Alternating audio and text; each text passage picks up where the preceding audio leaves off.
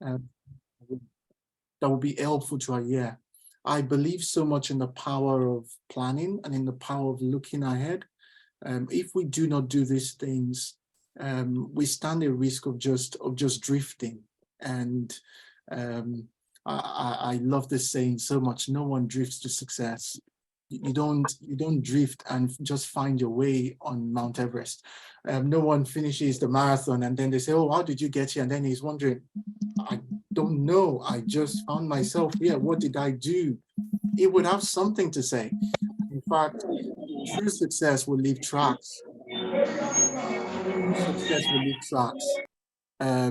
You can always ask truly successful people, and they will tell you, this was what I did.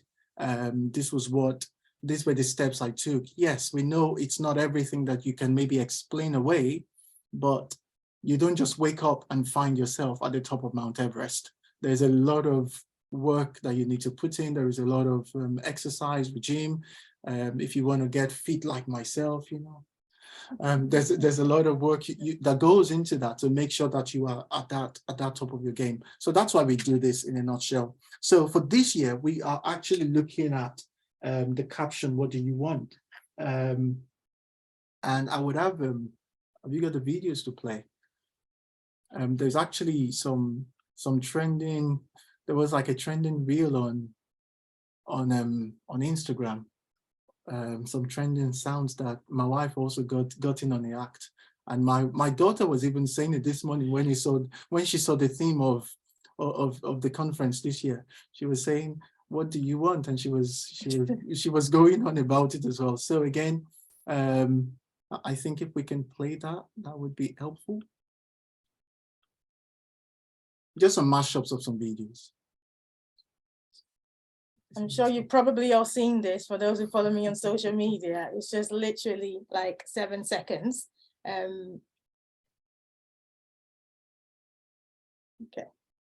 What do you want? What do you want?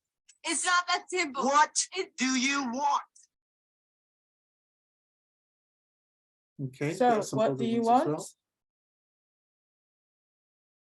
What do you want? What do you want? It's not that simple. What do you want? Are we all seeing this? Are we all seeing the different videos? Just give a thumbs up, or just let's have some signals, because I'm not sure if people can see it. If you are, then that's great. But it's not I want you guys to pay attention to the captions on the videos. So I'm going to just play this last one. Can everyone see it? Yes? Just give me a sign. What do you want? What do you want? It's not that simple. What? Okay. So I found that really funny. It's not that much, but it's just a mashup of some things we're able to call from Instagram. And if you want to look at, no, I've already had one. if you're joining in, please, if you try and mute yourselves, because yeah, it's set to mute when you enter, but it's kind of playing up. The mashups of those videos I found quite interesting, because again, we kind of view life sometimes as if I have one, then I cannot have the other. So there is that challenge of, okay, we are spoiled for choice, and you feel like, for instance, you want to watch a movie. I don't know if this has happened to you, but I think it's a common thing. I don't know what the scientific name is, but you find that you are unable to maybe make a selection. And I remember the days, and I'm not that old, I remember the days of VCRs where I remember my dad then only bought, when he put the VCR, he only had 2 cassettes to go with it. And then he brought the video cassettes home. And what we were only able to watch were those 2 videos, and you watched it over and over again till you knew what was going on in those movies.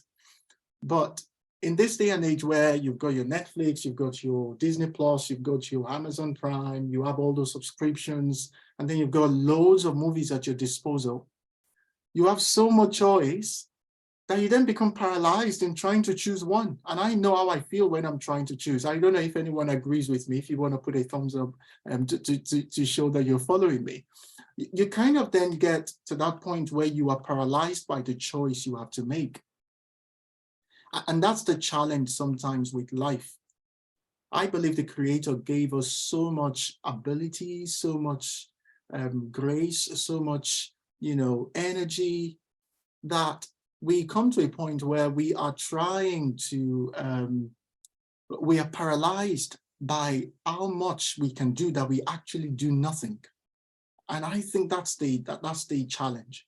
And the goal of this seminar this year is to kind of challenge you to be decisive about what it is you want out of life, what it is you want out of life, what it is you want from your family, what it is you want about your spouse, what it is you want about your finances, what exactly is this thing that you really, really desire. And I believe that once you can be clear about what you really, really want, then you have made your journey to success really, really easy. I believe clarity accelerates the pace at which we succeed. Clarity accelerates the pace at which we succeed. So being clear about what you want is the real deal, because there's so many options, so many things that you can do with your time, but how can I own in on the thing that I must do in the time I have got in the coming year to make sure that I am achieving the best possible results in my time, and I am also making progress. So that's the purpose for this meeting. So I'll be talking on some things, then I'll bring on Elizabeth as well to share with us. Let me see if I can share some slides on here. Okay.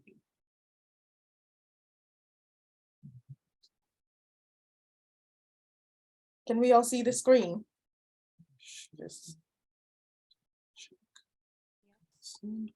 type in the comment box if you can, that would be great. Yeah.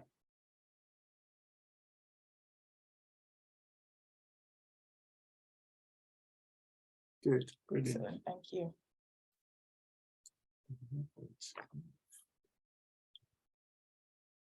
Good morning, Priscilla. Thank you.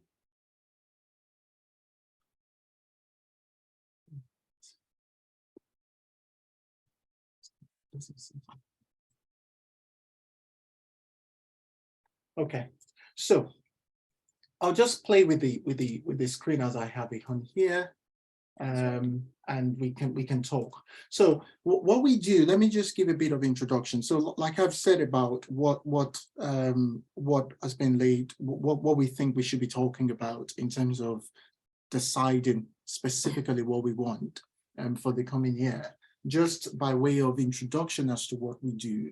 So our company is called Change with Thoughts, and it's because we actually believe that we change to the degree of the kind of information we allow.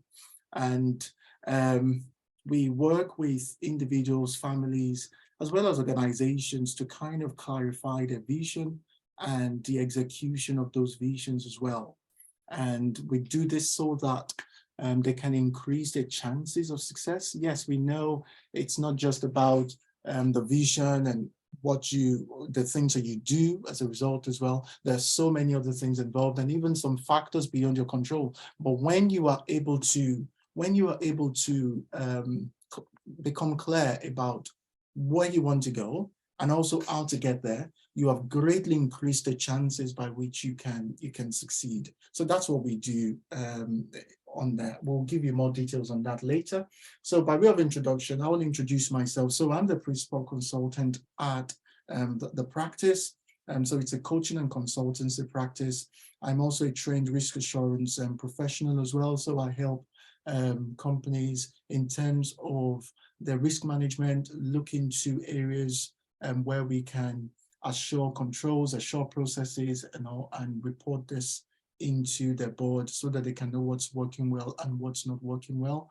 And I also practice as a growth coach as well, helping people to maximize both their potentials and also helping them see what they should be going for, and helping them clarify how they should do it. So I'm very passionate about making sure my clients succeed. I have some of my clients on here, and if you're not a client already, please consider to be one. They do get results because from the outset, we agree on what kind of results they would like to get with their lives. And it's amazing, especially when maybe we get an accountability partner, or we get someone who has even gone one step ahead of us to actually show us the ropes. It's so amazing. So that's what I do by way of introduction. I would let Elizabeth also introduce herself. Okay, hi, I'm Elizabeth. You probably know me as, I'm not sure what's going on here. It's okay. Well, on social media, you know me as the Mrs. O. I am a qualified social worker, and I have over 13 years experience in the sector.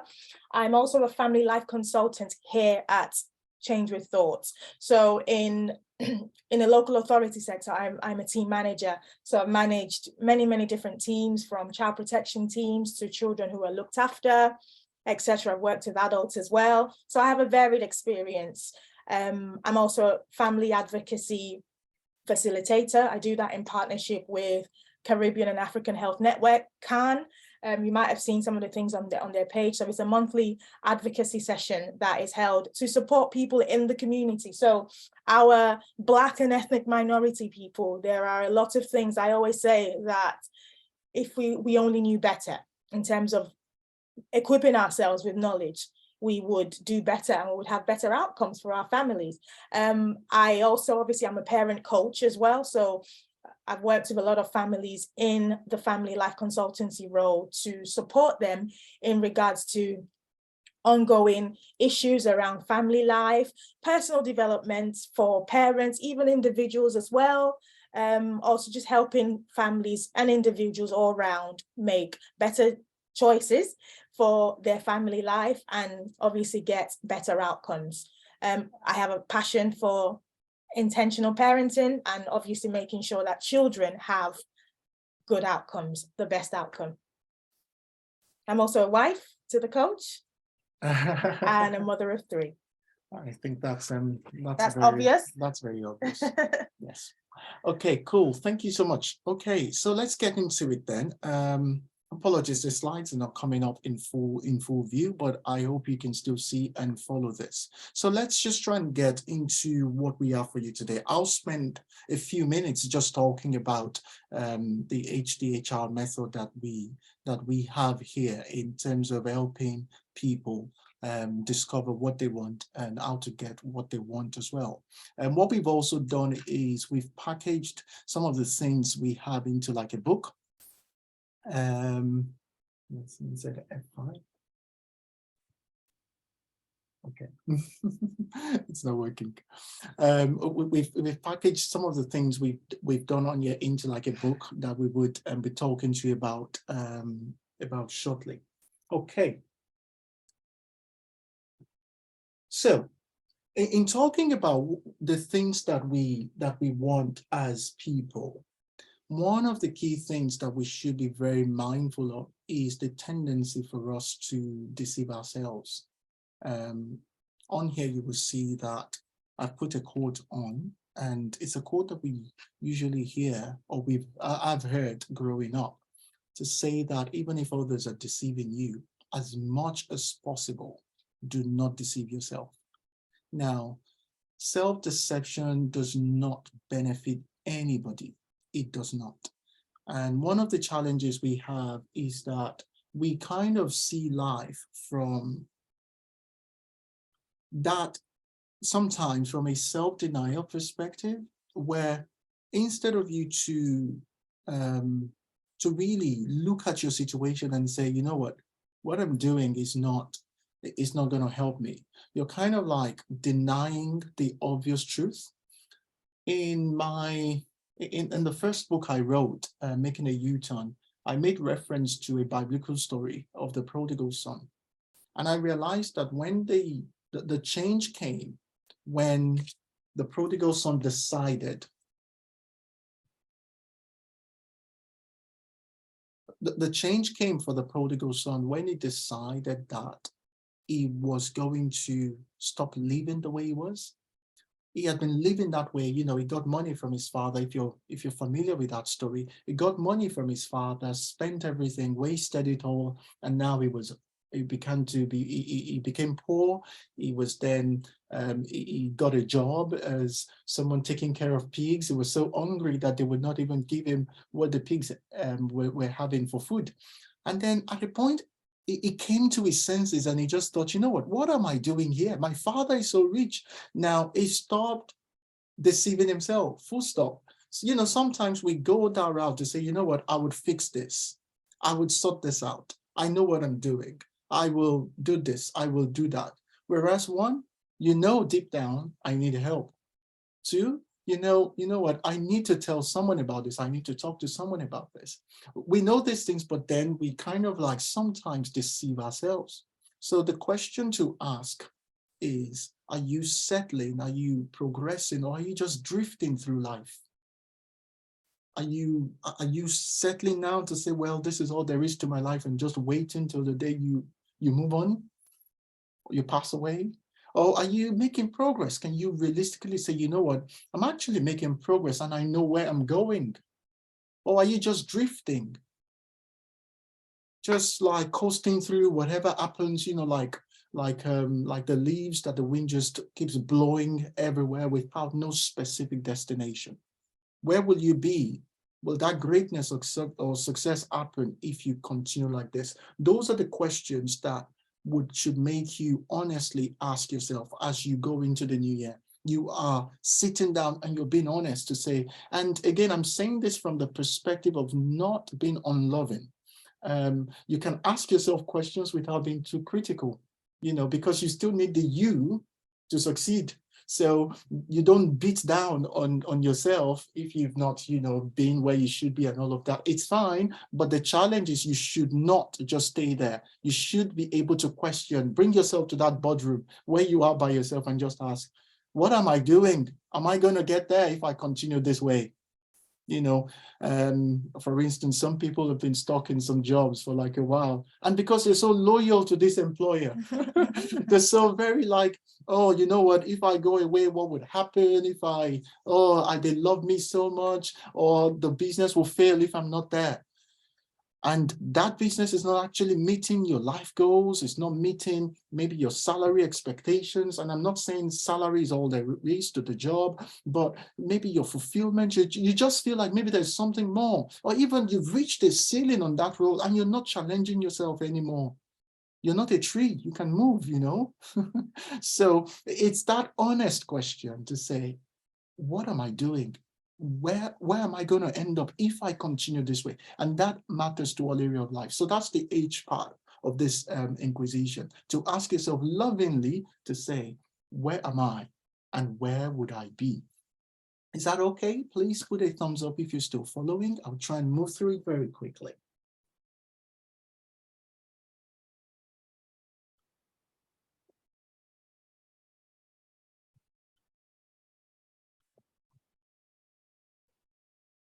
So the second thing I want to talk about on here, thank you so much. Thank you. If it's helping, thank you very much. And the second thing I want to talk about on here is desire as well. Now, I learned something about, when it comes to the end of life, that the body actually does not desire food or does not desire drink anymore. It kind of like the person who is nearing that end of life, they're not like wanting or craving food anymore. They're not desiring to eat. Now, hunger is a measure for how alive we are. And our dreams and purposes can die without hunger, without desire. Now, I'm sorry I'm sounding a bit, morbid about this, or talking about death. That's not what you want to hear in December, God forbid. But what I'm talking about is, as it is, I believe God has programmed things in nature for us to actually want, for us to actually desire. Now, this does not mean desperation. There is a healthy dose of desire that is required for you to continually stay on the cutting edge of life. In fact, for you to enjoy life. For those who are married on this platform, you will know that marriages actually die when desire is no longer there for each other. It dies. So that's why you must constantly crave or constantly create a way of fanning the flames of your desire, if you know what I'm talking about for married people. So desire is a strong life preservative. It preserves you. It preserves the color in your life. It helps you wake up to say, you know what, I'm going for something new. It's like the feeling you get, when I've had that feeling before where maybe you start a new job and then you're eager to go that morning. How many people have been there? Or you're starting a new venture, you're starting a new business, you open your company, and then you're eager to kind of do something because it's like new beginnings. So it's really, really amazing how desire gives us that fresh take on life. So being clear on what you want can be affected by the limits that you see. So your desire, or the reason why our desire sometimes stagnates or is not strong enough, is because because of the limits that perhaps we've allowed in our minds, we do not believe that those desires are attainable. And unconsciously, you then tell yourself, what's the point of desiring if I'm not going to get it? So we then stop desiring. Does that make sense? Please, if it makes sense, please give me a thumbs up. The idea is we then stop, thank you, we then stop desiring because we have that unconscious knowledge or that bias in our minds that it's not going to happen. So why should I? And that's the thing. When we begin to question whether it can happen, maybe limits of little money, limits of time, or you feel like, you know what, how old am I now? Why should I? What should I still be going for? We stagnate at that level. In fact, we don't let the juices of desires to flow because we feel like it is actually impossible or it is out of our reach. Now, what I'm saying with this is, as much as possible, to really, really get into the crux of what you should be going for in the coming year, you need to be asking yourself, what can I do if there were no limits? Those are one of the questions. So when we ask those right questions, it opens up our minds. I learned a long time ago, and we teach our children this actually, that whatever it is that you want to get, even if it is ridiculous, don't say that you don't have money to do it. Always ask yourself the question, how can I do it? Now, it's not everything, obviously, that you will have money for. You have to apportion your resources. But the idea is when you ask the question, how can I do it? What you are doing is opening up your mind to consider possibilities. And that's the point of, excuse me, that's the point of asking the right questions. So in the book that we're going to talk about later, we've put some questions in there that you can ask yourself so that you can sit down and then drop your desires. It's a very short session. So we've packaged those questions for you and we'll let you know how you can get the book once we finish. Okay. So that's the deeper. So if you're following me, I've gone from the honesty, desire, and then I'm going to talk about the third one now, which is habits. Now, our desires fail to come to pass when the habits that we have are incompatible with them.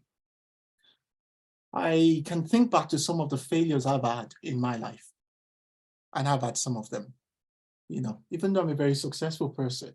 But success is born out of those failures that you learn, And I realized that sometimes some of those failures are actually due to the habits I had. So I couldn't blame anybody else. Yes, even though there would be tendency to do that, but actually I could look at some of them and say whether it was me not being able to say no to some other things, or me wanting to do too much in such a short time. You pack all your goals into one thing, say, you know what, I want to achieve this, I want to achieve that. And before you know it, you can't do it. And then you feel defeated.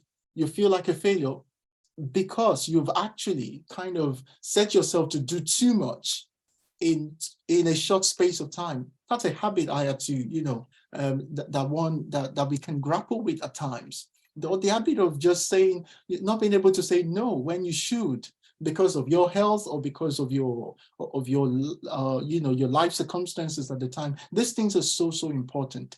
And it is our habits that are the systems for getting the desires that we want. Again, what I'm doing with this quick lesson is to kind of give you a taster.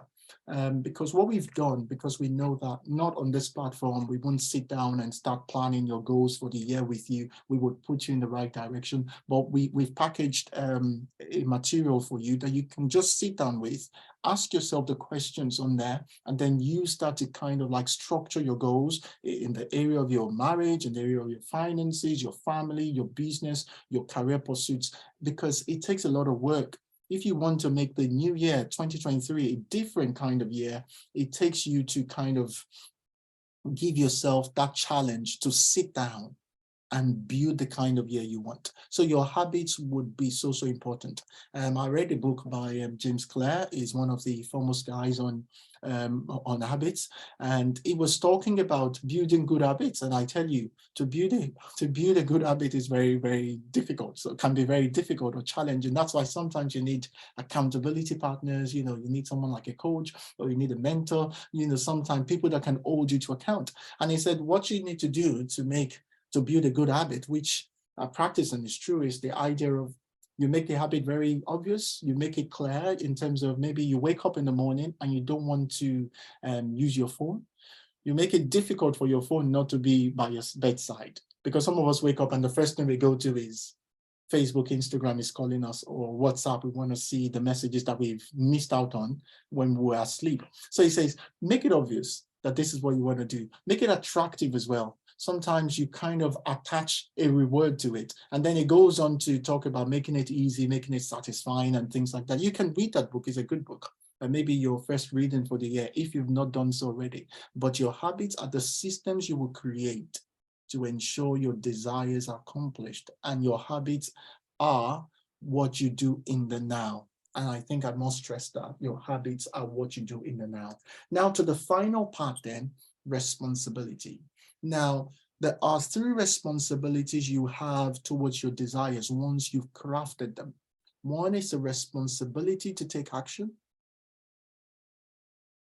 These desires are your desires. They are not mine. We don't have to want the same thing. That's one. The second thing about that is we don't have to actually, I don't have to actually believe in the validity of your desires. And that's the thing. No one needs to believe in your desires because they are your desires. So the responsibility to make them happen is yours. And I think once you realize that, you will quit blaming everybody else if certain things don't happen in your life. Now, I'm not saying you are in control of everything that would make your desires happen, but you're responsible for them. They're 2 different things. There are things that are within your control. Your own action, what you will do. So I'm talking about the things that are within your control here. What can I do today that will ensure that this desire or this goal that I have put on, I can achieve them? If it's maybe having more time with my family, what can I do today that will make sure that I am spending the time I should be spending with my family, or I am talking with my wife as emotionally and passionately as I should, or even for your children, if you're not used to maybe sitting with your children, or maybe they bore you with talking. If you have kids, we know how children can be sometimes. You come back from work, you don't even want to listen to anybody. But the idea is, if you feel like I want to build a good relationship with my son, what are the things I can do today? Can I listen to him for 10 minutes straight without interrupting him? You can take responsibility for your actions. And that's the responsibility that would make that is within your control, if I'll put it that way. That is within your control to make things happen. You control the things that are within your control. So you also have responsibility for your attitude as well. Because your desires are about becoming something, not just about having something. And I think I must make that distinction. Yes, they are desires, but they are about becoming something. Becoming something. It's about you becoming something, not necessarily just about possessing or achieving a goal. And they say this, it's about what you become at the end of the day. So what would your attitude be like on that journey of becoming? How patient would you be? Those are the things that are within your control. Would you do it at all costs? Success success that brings other people down is not really success. Success that tramples upon others, tramples upon their rights, upon their privileges, or upon their joy is not success, really, to be honest. So you have a responsibility to keep your own attitude in check as well. Attitude of patience, perseverance. When things are not going, can you stay with something until it works? That is your responsibility. And then the final responsibility I put on here is the responsibility to be flexible. To be flexible. Your desires are valid. Your desires are good, but your methods are not always good. Your desires are so good, your desires are so valid, but we cannot say the same for your methods. What I'm trying to say with that is sometimes the challenge is not that, oh, we've got a too lofty desire that is unattainable. Sometimes they are attainable, but the methods by which we're using in trying to accomplish those desires are not the methods that are compatible or that will work for those desires. So what should you do? Take responsibility to be flexible enough, to be open enough to new ideas. Don't be so stuck in your ways where you feel like, you know what, if I have to do it in this particular way and that way is not working, there's no use flogging a dead horse. The horse is dead, move on. Let's pack it. If it's not working, let's pack it and just move on. Is it helping you so far? Please let me see a thumbs up or something, and we would get into the next session. So just to recap, what we've done with this, thank you so much, thank you. What we've done with this is to kind of say, yes, your desires are valid, and you need to actually be looking at yourself honestly. Thank you very much. Honestly, you need to really ask yourself the honest questions. Don't play with yourself here, but do it in a loving way, because you still need yourself. So if you beat yourself up, do it in a loving way. Don't be too critical that you then rubbish your self-esteem just because you didn't achieve some things in the year. But what you want to ask yourself is, okay, what do I really want now? Where would I be? And where am I currently? And then you want to look at, thank you very much, Mimi. And then you want to look at your desires to say, okay, if there were no limits, what would be the thing I would be going for? Because asking those questions will help open your mind up. Like I said, we've got a material for you that would help with this. We've structured the questions in there. It would open your mind up. And then the third thing you want to be looking at also is, yes, my habits. What are the habits that are compatible with this? And for that one, I tell you, you would have to really sit down and do serious work with them. And then the fourth thing you want to be looking at is, what are the things that are my responsibility to do? Your responsibility to act is one of it. All good intentions are good. A million good intentions, it's not equal to the smallest piece of action. If we're not moving, nothing moves. And that's what you want to bear in mind. So your responsibility for your action, responsibility for your attitude, and responsibility for your, what's the last one? Responsibility for your action, responsibility for your attitude, and responsibility to be open and to be flexible to new ideas, opening up your mind. And again, I know some people might be taking notes. What we've done is we want you to be able to plan differently for next year. So as you consider different areas of your life and you're trying to plan, these things will help you to bring those plans together. That's what we're sharing, are just those high-level things that you should be considering as you plan. So in the resource that we've put together, we've kind of put the questions that you should be asking. It's about, I think, 9 pages or 10 pages. And you just have those questions in there. And we'll tell you more before we finish today, how you can get the resource and get a download going. I would hand over now to the beautiful Mrs. O to kind of take a session on something to consider for your family as you go into the new year. Thank you very much, Babe. Hi, everyone. I hope you're following. So please, let's set the comments section on ablaze with our comments. Okay, so I will be talking you through your planning for 2023 in terms of things to consider when it comes to your family. And when I talk about family, I don't just mean, I mean your unit. So family, if you are a single parent family, you've got children, family. You are a couple and you don't have children yet, family. If you are husband and wife and you've got children, family. So your units, okay? What do you want for your family? Okay, just before you share, babe, I want to ask you this question. I want to read out a statement to you. Okay. I want to read a statement out to you, and I want you to tell me in the comment section if you agree or if you don't agree, and possibly your reasons why. Okay, so the best predictor of future harm, okay, is past behavior in the absence of any better indicator. The best predictor of future harm is past behavior in the absence of any better indicator. So tell me what you think in the comment section. The best predictor of future harm is past behavior in the absence of any better indicator. Do you agree? Why? Do you disagree? Why? The best predictor of future harm is past behavior in the absence of any better indicator. Do you agree that you can judge somebody basically based on what you've seen in the past, okay, the past trends, etc. And if you're not seeing anything now, you can make a prediction about the future. Do you agree? Thank you, Octavia. Octavia is the only person that agrees, okay? Because experience is the best teacher. Ooh, okay, some philosophers in here this morning.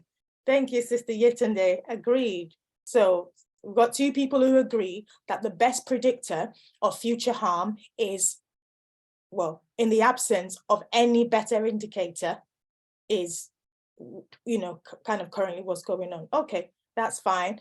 I welcome more comments. So think about that again. I'll read that out again. The best predictor of future harm is past behavior in the absence of any better indicator. That's one you can give me.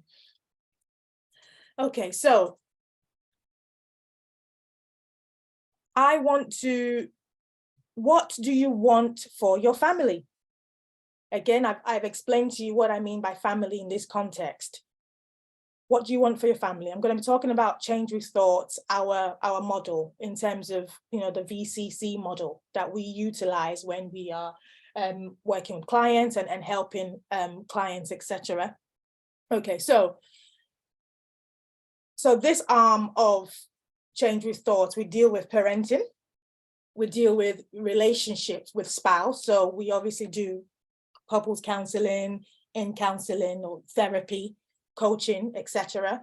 And obviously your legacy journey. What does that mean? How do you leave in a legacy for thinking generationally, basically, thinking generationally. So that's the arm of this part of Change with Thoughts. Okay, so when you are thinking about your plans for next year, what do you see? What is the picture of what you want for your family? Having a picture of what we want the family to be or achieve. What do you see your family as? What have you seen around you? What have you seen? Or what do you aspire to be? What is the picture? What is a big idea for your family? So your vision has to be shared by every member. And this is where I talk about making sure that you bring people in, even your children, making sure that everybody is on board with that vision for your family, that big idea, that big picture. What do we stand for as the Ario family? What do we stand for as the Olowoyo family? What do we stand for example, as the Bameke family? What do we stand for? Who are we?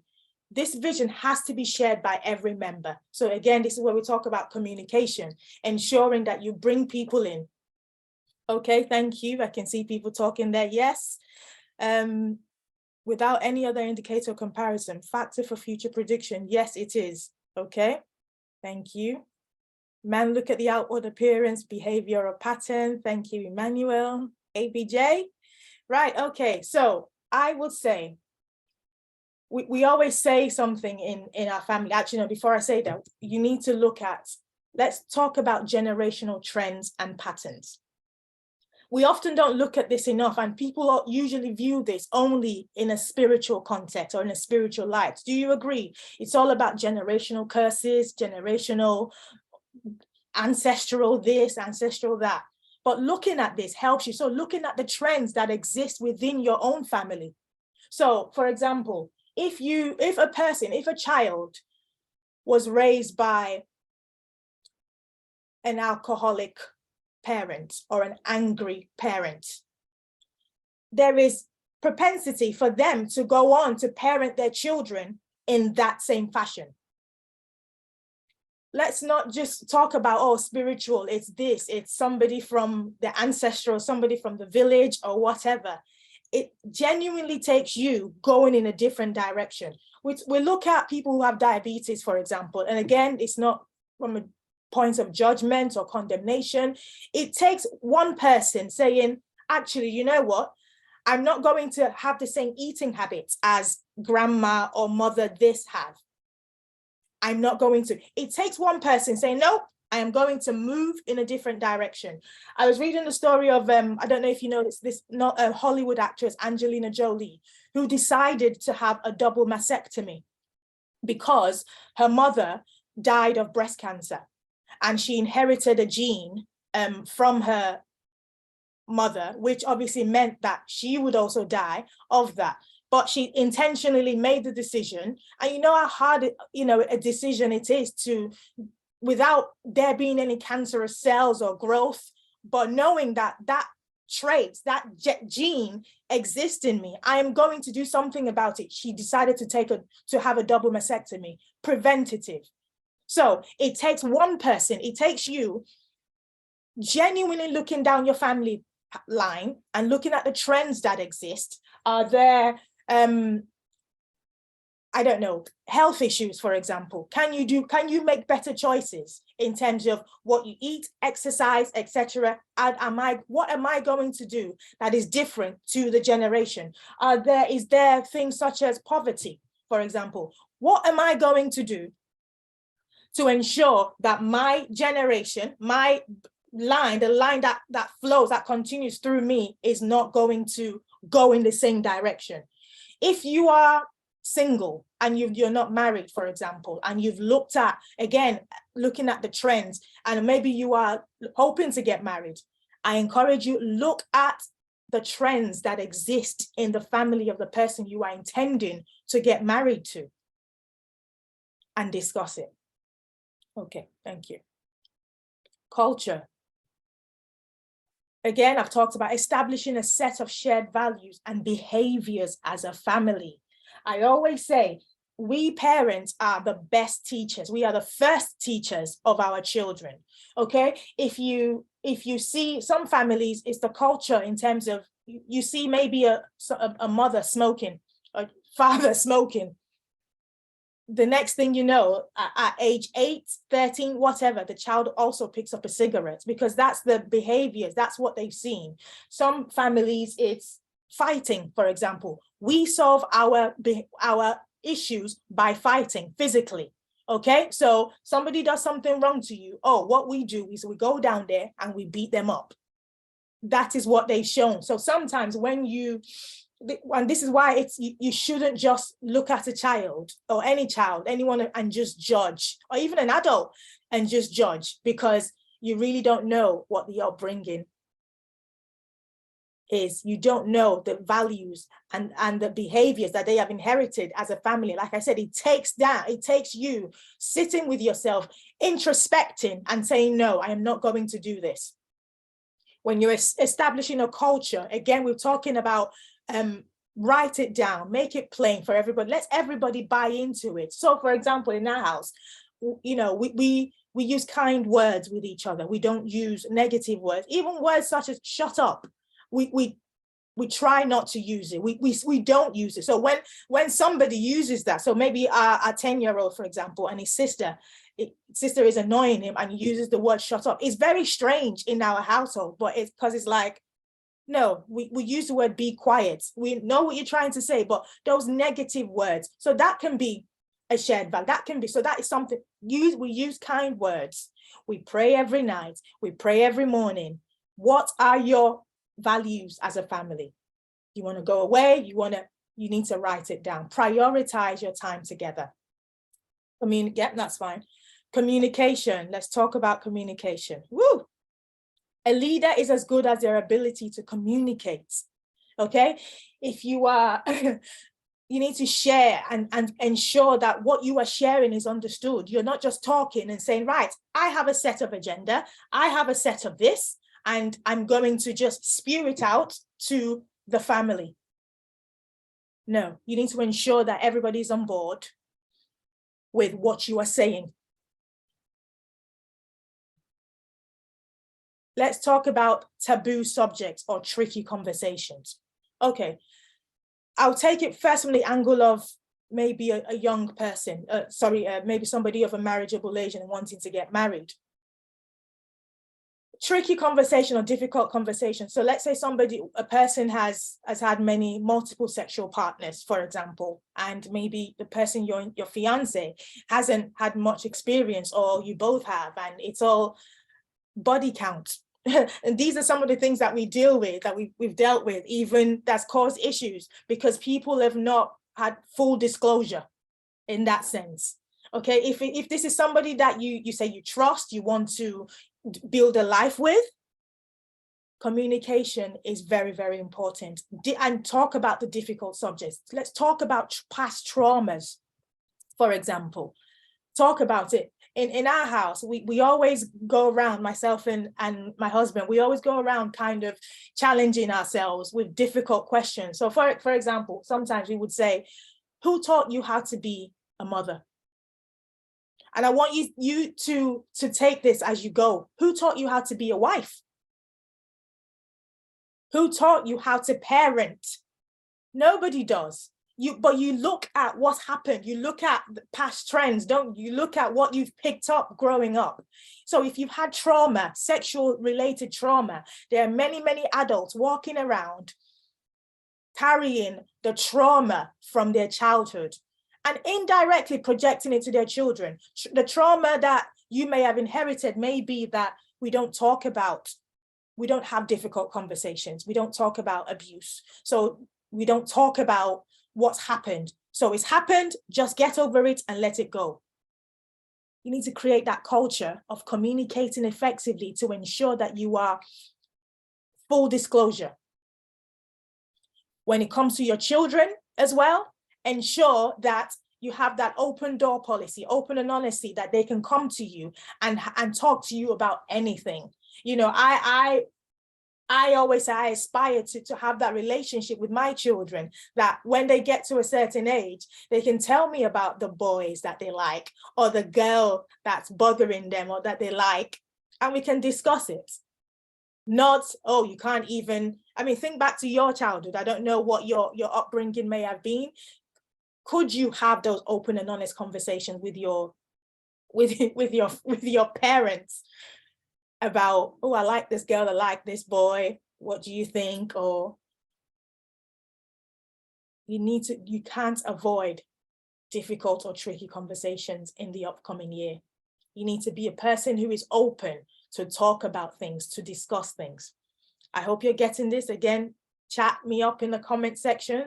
If you just go back to engaging, so considering in your goals, you need to engage with every member with emotional intelligence. What does that mean to be emotionally intelligent? Is to know what is needed per time, basically.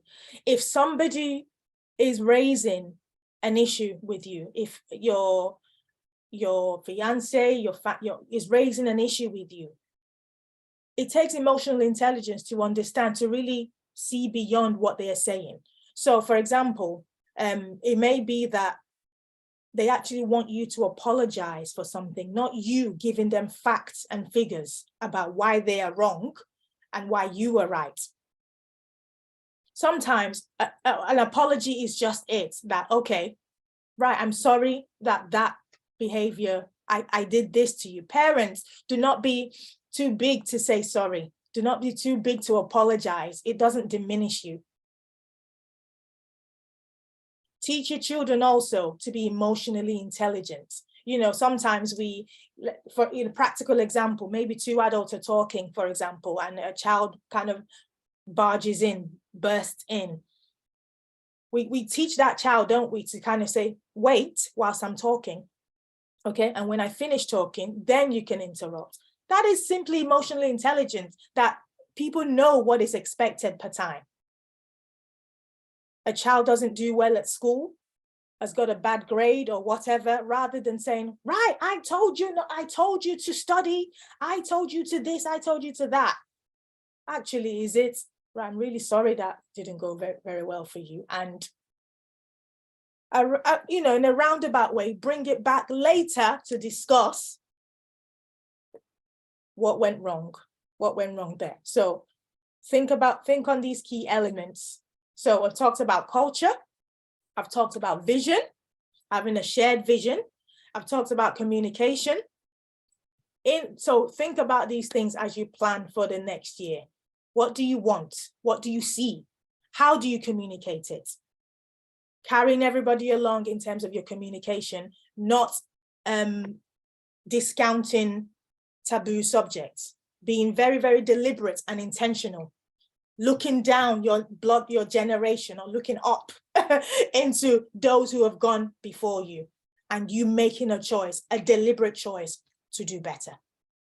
Thank you. All right. Excuse me. Thank you very much. Thank you.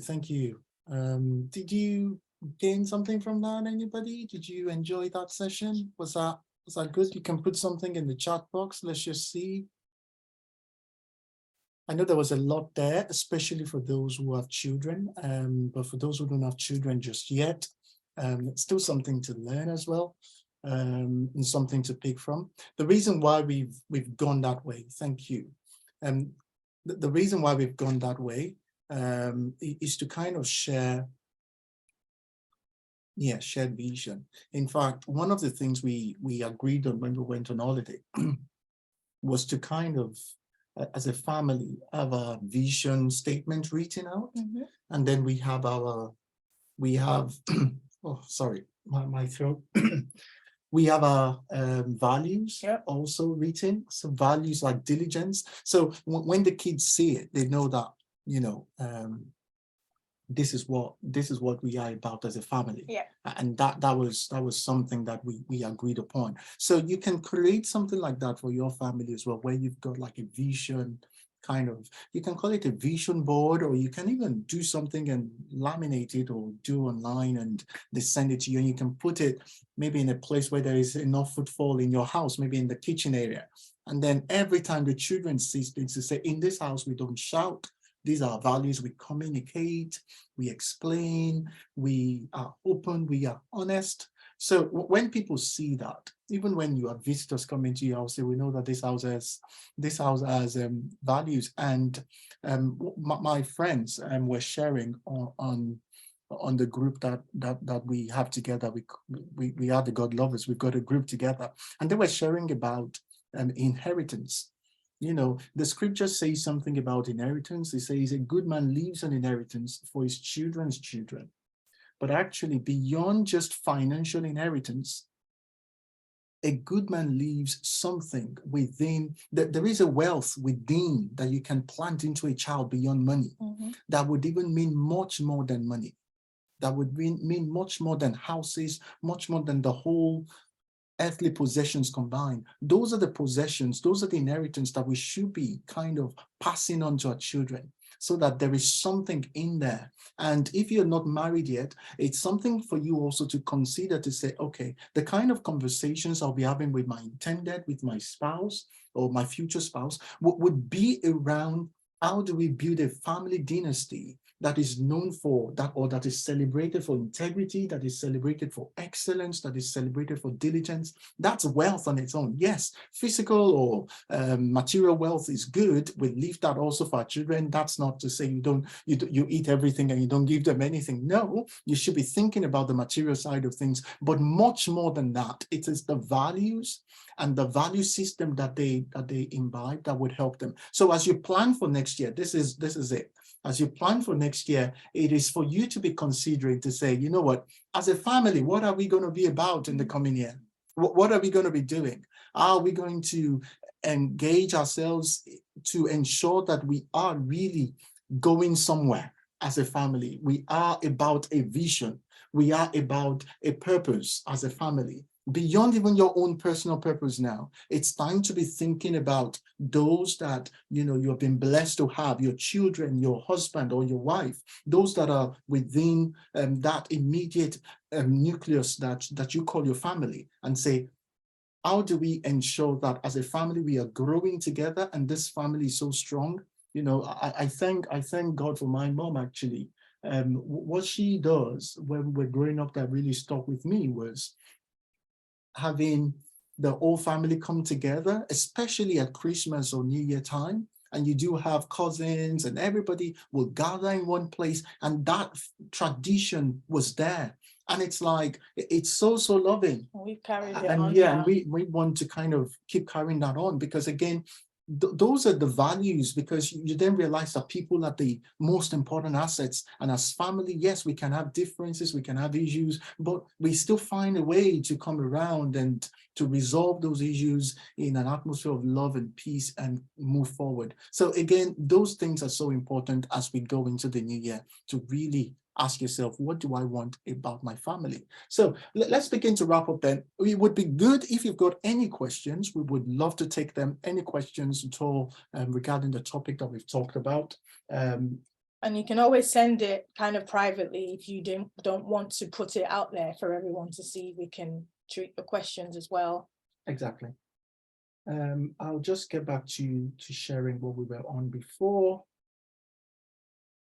So what I will say very quickly before we make some announcements and be looking to close. I believe the session has been helpful so far. It's the idea that there is a lot going on around the cost of living issues, inflation rising, in fact, to turn the heaters and everything on now, you're very careful turning down. I know how I can get. I turn down the thermostat and then just go, because again, you look at your smart meter and the thing is just keeps going, and then you're thinking, I'm going £2, and then it keeps adding and before you know it, £60 over £60 a week in energy cost, and then you're thinking, hang on, that's some hike. But it's not all doom and gloom. It's how we really see things. Now, there is something about recession. That there is a recession does not mean the wealth of the world has suddenly evaporated from this world. The wealth is still there. The wealth is still there. So it's so important that we do not we do not get into that pessimistic mindset and become a victim of the pessimism that's going on around. And this is why it's so important. You cannot control what happens maybe in the macro economy, in the economy of the whole world. That's not your business, but you can control what happens in your own economy. And that's what you should be focusing on. So things like making sure you can plan your budget at this time is so important. Making sure that you are even attempting new things. So, you know, there's a saying that necessity is the mother of invention. You know, when things are tough people kind of say, you know what can we do to make a way here? What can we do to do something different, to achieve something new? So again, I would encourage you to really think outside of the box at this time. Don't become so glued to the idea that, you know what, it's just going to go bad and keeps getting worse. No, you control the things that you can control, and that also what I would emphasize on that is your thinking as well. The things that are within your control are the things that are important. Your thinking at this time is so, so important. Now, we've talked about families, we've talked about, you know, people with spouses and children and all of that. Again, if you're alone at this time and things just look bleak, it's not a time to give up hope. It's a time to actually look forward and say, you know what? I will control what I can control in terms of how I see my situation. And these things are so, so important. How I see my situation is my own responsibility. I will take responsibility for that. And the way to kind of manage those things are not to just throw away your, how do I say this? Throw away your confidence at this time just because things are bad out there. You should really be thinking, with what I am now, with where I am now, I can control the kind of thoughts I allow to dwell in my mind. If they are talking about poverty and they're talking about, you know, crises here and there, you can actually control the temperature of your inner dialogue to say, you know what, I am going to think about this instead. It doesn't, you can put a man in prison, physically put him in prison, but you can imprison his mind. If he decides to say in his mind, in his imagination, he wants to enjoy dinner with the king now that the queen has passed, we got a king. He wants to enjoy dinner with the king right now. In his mind, he will do that, and you cannot hold him back. And most times we get hurt, we get pained, we get that depressed because we have actually allowed things in our minds that is tormenting us, not necessarily what's happening on the outside. For instance, for instance, you know, someone can say something to you, but then you're mulling about it for days on end. You're thinking about it, and that thing keeps hurting you, It is not necessarily what they said that's hurting you. It's your response to it in your mind that's actually making the hurt so much because of the way you're processing. Whilst another person can hear the same thing and not be bothered and just move on. Yes, it takes some emotional maturity to do that. And if you need help, please reach out. I tell you, we work to really help if moods are down and it looks like, you know, things are not what they should be. What we do not want is for you to be a victim of pessimism. Please, as much as possible, there is hope out there. If you are alive, there is hope for you, full stop. The fact that I wake up today, I go, the fact that I am alive now, it means that there is still something for me to accomplish. So the coming year, it is with renewed hope, no pessimism at all. It is with the idea that, you know what, I count for something, I can be something. And if you're struggling to find out what that something is, we will share the resource with you shortly. If you're struggling to find out what that something is, please get in touch with us. Get in touch with us. We can talk you through certain things and offer our service to you, but don't stay there alone because, you know, it's not going to serve you well. If you need help, please reach out. This is so, so important. And it's winter now, again, everything going cloudy and dark. We might be tempted to kind of fall into that space of being pessimistic. So please do not. Okay, so what next now? Let's bring it all together as we look to kind of wrap up. Knowledge is good. So I've had to put my own quote in here. Knowledge is good, but it's not really about what you know. It is what you do with what you know that counts. So with all this ideas and inspiration that we've been receiving about, you know, we need to plan for the future, and these are the things to consider in our planning, our desires, our habits, things about parenting that we need to consider, and as single people, things we need to really focus on.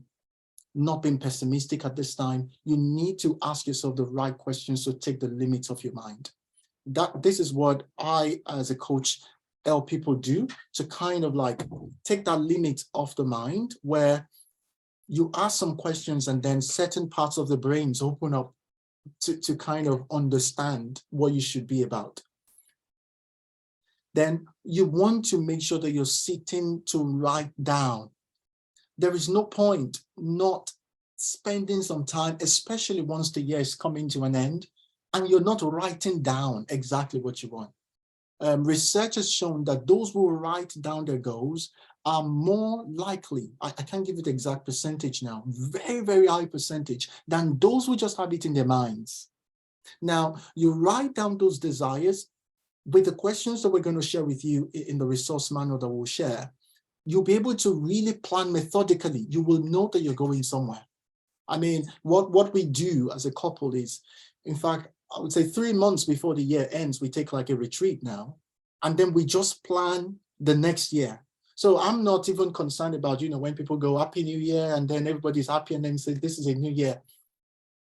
3 months ago, my plan for next year was already done and dusted. Now, we can even take that further into planning 5 years in advance. Those things are so important. Those things are so important. So I beg of you, please.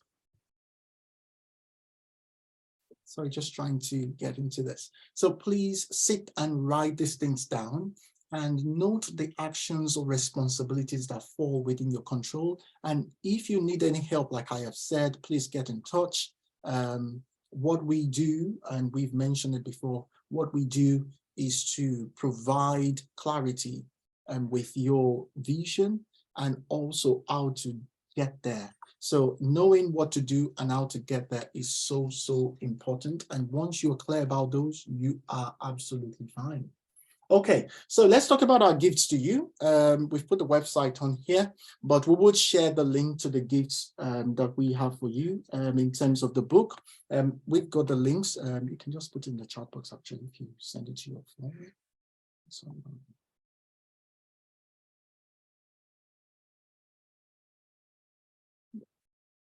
So just forward that to yourself and put it in the chat. So we would put something on the chat box now, and then once you click that, it takes you to the materials. It's at no cost to you. What's that? You just log in from your phone and then put it on. It's at no cost to you. That's why they're called gifts. Very generous.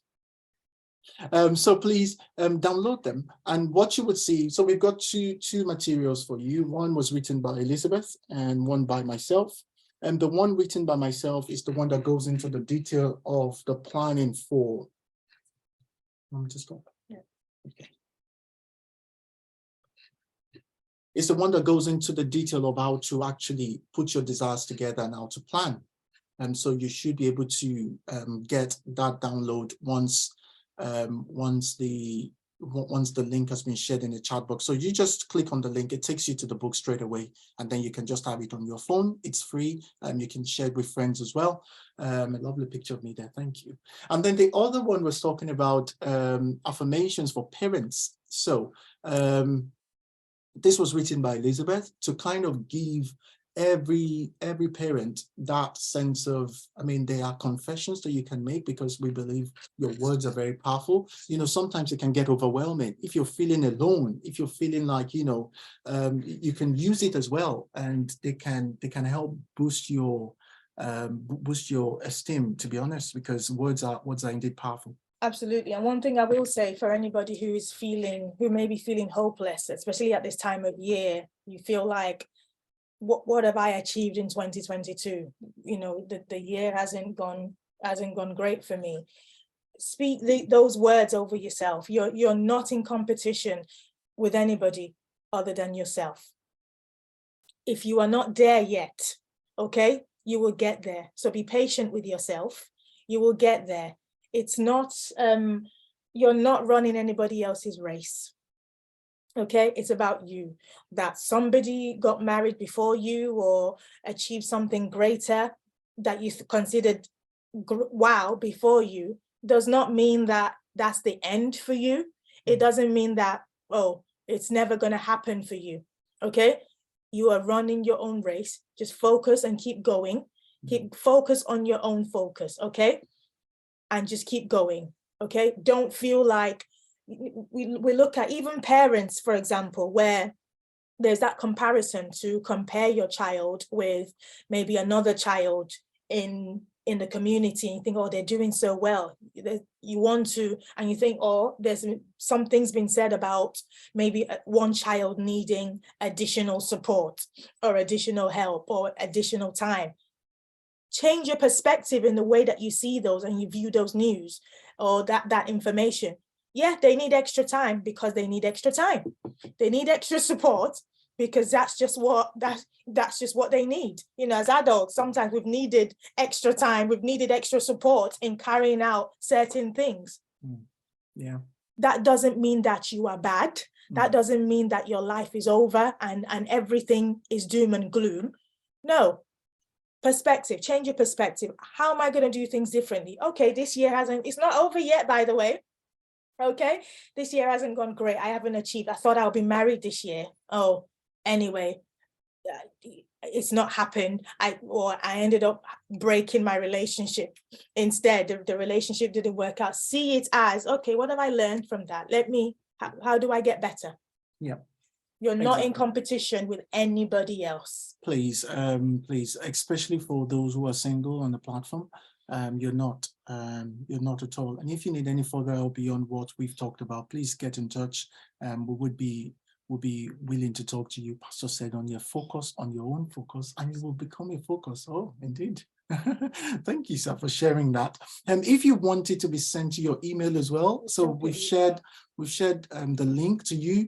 By clicking on the link, the book downloads straight away to your phone from the website anyway, so you don't actually need to go to our website to see that. It just downloads straight to your phone and you should be able to. But if you want it by email, let us know. It's been shared on. Let us know. And if you've got any questions, we would just we can stay behind on the platform and we would answer those questions. But really, it's been a blast talking with yourselves again and kind of engaging with you to say, these are the things we should be considering as we plan for next year. Please, let's not leave it to chance. Let's not leave it to chance. Let's do it differently this time. Let's just pull our resources to say, we're going to plan now so that in the coming year, we would just be running with great ease. We know what we're doing. We know what we're about. And we will get there. So thank you very much. It's been amazing talking with you. Please, you can unmute yourselves to just say hello. You can please follow us if you don't do that on Instagram already. Follow at the Mrs. Ho. Yeah. THEMRSOH. Yeah. And then follow at Change with Thoughts as well, please. Thank you very much. Subscribe to our YouTube channel. We are on YouTube at Change with Thoughts. Yeah, so it's all Change with Thoughts. Thank you so much. Thank you for the appreciation. Thank you. We really thank you so much, guys. Dami, thank you. Sister Yvonne, thank you very much. Thank you, yeah, thank you, Tori. Thank you so much. Thank you. Thank you, Mommy Dorcas. Thank you, Pastor. Thank you. You can unmute yourselves, guys. Unmute yourself now. So just hear your voice. We'll stop the